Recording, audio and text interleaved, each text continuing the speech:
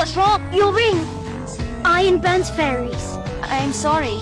The first time I reached out to touch that human boy, I accidentally got burned by his ring. He immediately apologized and flung the ring far away. His sweet gesture made me laugh, and after that, I let him stroke my wings. We spent our days playing together in the enchanted forest, but as time went on, our friendship slowly transformed into something deeper. After he gave me a necklace, I realized I had fallen for this human boy. When I turned 16, he gave me a kiss and called it true love's kiss, but then he suddenly vanished without a word and never came back for years. I often wandered alone, reliving every moment we'd shared. Then one day, he returned all grown up now. The unexpected reunion made all my resentment melt away in an instant. We nestled together under the stars that night, but then he handed me a vial of poison. After I drifted into a drowsy sleep, he pulled out a dagger. When I woke up again, he was gone, and I discovered that someone had cut off my wings. The realization hit me like a thunderbolt, and I wept uncontrollably. In that moment, the trail's blade pierced straight through my heart. My cries echoed throughout the entire enchanted forest. Meanwhile, he took my wings to the king, and traded them for the throne in the princess's hand. Even without my wings, I didn't rush into revenge. I picked up a branch from the ground, transformed it into a staff, and used it to steady myself as I stumbled forward. My heart had turned to ash, and the once vibrant forest lost all its magic.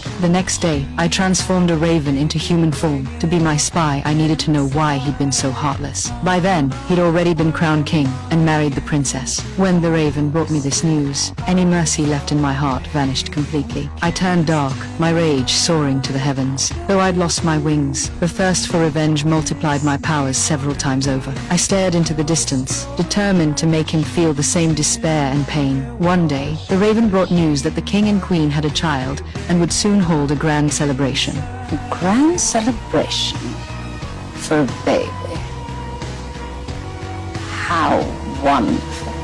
When the day of the celebration arrived, everyone gathered at the palace. Even the little fairies came bearing blessings. That's when I descended upon them with overwhelming power. I showed up, uninvited. I really felt quite distressed at not receiving an invitation. You're not welcome here.